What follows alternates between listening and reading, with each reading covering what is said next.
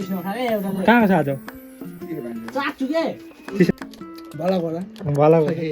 बवाल छ भला आज आज आछु भने होइन त त्यहाँ आछु भने त्यस्ता hello guys good morning from Salyan Nepal welcome to my YouTube channel आइयो सबैजना सन्चै आरामै हुनुहुन्छ होला भन्ने आशा छ। आज मेरो यो युट्युब च्यानलको सेकेन्ड भ्लग हो। सबैले माया गर्नुहोला, सपोर्ट गर्नुहोला, लाइक अनि सब्सक्राइब अनि सेयर पनि गरिदिनु होला। तपाईहरुको सपोर्टको जरुरी छ। आज म तपाईहरुलाई मेरो घरमा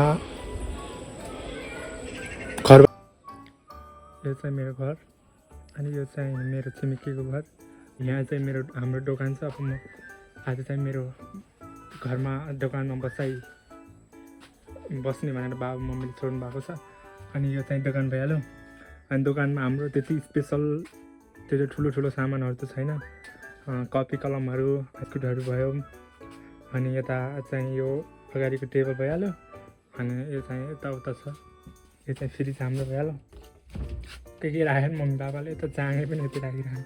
फ्रिजमा पनि त्यति केही छैन, केही राख्नु भएको छैन आजभोलि। त्यति धेरै सामान त ठुलो छैनन्, सानो सानो स्पेसली यो स्कुलको लागि भनेर राखेको पसल हो। किनभने स्कुलको विद्यार्थीहरू आउँछ नि त खान, त्यही भएर। अनि म चाहिँ यतापट्टि छु कि दोकानमा बसाइ छ। अहिले रमाइलो हुन्छ गाइज, किनभने यता अहिले स्कुलको हाफ टाइम भयो भने यहाँ स्कुलको विद्यार्थी पनि आउँछ नि त। त्यही भएर तपाईँहरूलाई स्कुलको विद्यार्थीसँग देखाउँछु कस्तो छ, के छ, कस्तो छन् विद्यार्थीहरूले, कस्तो पढिरहन् होइन, के गरिरहेछन् आजभोलि। को हो यो मुला ढोका आज आछु भने होइन त त्यहाँ आछु भने त्यस्ता बस उटीले पनि पैसा दिन्छ भन्ने उटीहरूले भनेको कुरा सुन्थेँ। पैसा दिन्छ क्या 130 रुपियाँ दाइ बजे कहाँ जानु त्यही त उता कता खानु मलाई भन्दै थियो कि केटा आयो 120 हो 120 हो ल यहाँले अब अरु निकाल्छु दिना दाइ उडा खाऊ बस न कतै। मैले भलक सलक बनाउने खै स्टार्ट गरेको छु कि म नदेखाइमा तपाईँ मुलालाई नदेखाएर हुन्छ सब्स्क्राइब अनि भगे यहाँ चकलेटहरुले चकलेट नले के तेरो पनि छ 40 रुपियाँ भन्दै 30 रुपियाँ हो ठिक्क 30 रुपियाँ देखाम हामीले 30 रुपियाँ तेरो पनि 30 रुपियाँ त्यहाँ त उनीहरूको भनेर सबै भनेर भन्थ्यो कि मैले 130 हो के। यता तिनीहरू दुईटाको अस्ति बिहिबारको 90 रुपियाँ थियो। अनि मेरो बिहिबारको खाएर शुक्रबार तिरे बिहिबारको त्यहाँ शुक्रबार खाएको 30 रुपियाँ। अनि अहिले सवारी 120 देखि ठ्याक्कै भएन। ए मैले त कि तिमीहरूको छुट्टा छुट्टै तेरो छुट्टै तिनीहरू 120 छुट्टी हो कि भनेर होइन केदार आश खाने हो अलिक आउँछ भर त आएन भरले पनि 40 रुपियाँ दिन्छ त। म दिनभरि दोकानमा बसिरहेको छु। पुरै बाहिर त पानी अलिअलि पर्न लागेको छ। अब मौसम खराब कालो गरिरहेको छ। मेरो पछाडि हेर्नुहोस् भ्यू कस्तो मजाको छ। तपाईँलाई पछाडिको क्यामेराबाट देखाउँछु। गाइस यो चाहिँ स्कुल हो। पुरै यस्तो छ। यहाँदेखि पुरै यहाँसम्म स्कुल छ। यो स्कुल चाहिँ 10 सम्म मात्रै हो।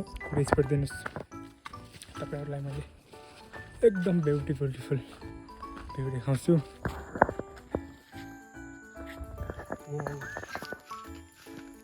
जाँदैछु म फेरि यता घुम्न। हेर्नुहोस् हरियाली गाउँघरमा कस्तो मजाको छ।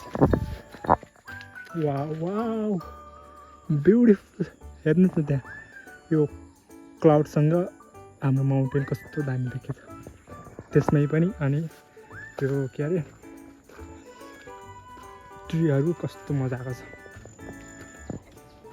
अनि त्यो चाहिँ रोड भइहाल्यो। यो चाहिँ स्कुल, यो चाहिँ मेन रोड हो हाम्रो। यो यता सुर्खेत र दाङको लागि जाने रोड हो। अनि हेर्नुहोस् कति दामी छ यो पुरै। तपाईँलाई थाहा छ यो हो यो माथिको हिमाल छ नि, यो कुहिरोले के भन्छ क्लाउडले लाइक कभर गरिरहेको छ कि यो एकदम अग्लो छ। अहिले चाहिँ पुरै देखेको छैन।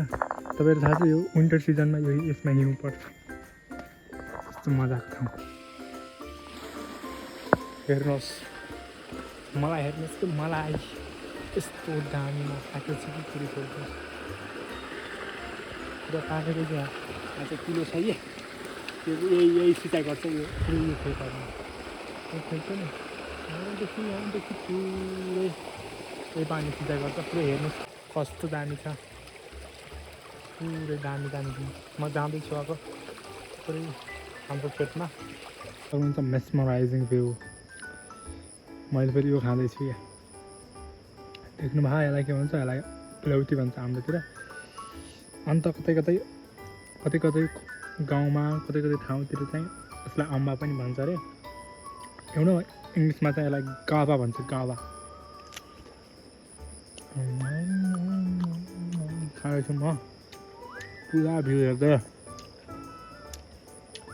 हेर्नु कस्तो दामी यता हेर्नुहोस् अनि यता पनि हेर्नु सक्नुहुन्छ पुरा हेर्नुहोस् कस्तो आहा कहाँ राम्रो छ वाउ गाइज फिलहाल म यो भ्लगलाई बन्द गर्छु आई होप सबैजनालाई मन पऱ्यो होला मन पऱ्यो भए लाइक सब्सक्राइब एन्ड सेयर गर्न नभुल्नु होला थ्याङ्क्स फर वाचिङ बाई